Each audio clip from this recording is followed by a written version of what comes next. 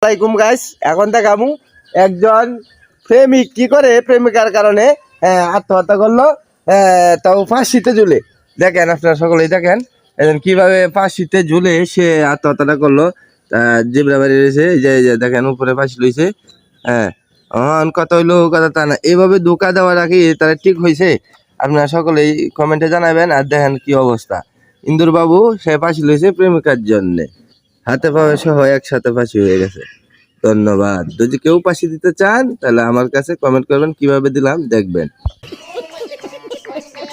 আসসালামাইকুম গাইস, এখন দেখামু একজন প্রেমিক কি করে প্রেমিকার কারণে আত্মহত্যা করলো, তাও ফাঁসিতে ঝুলে।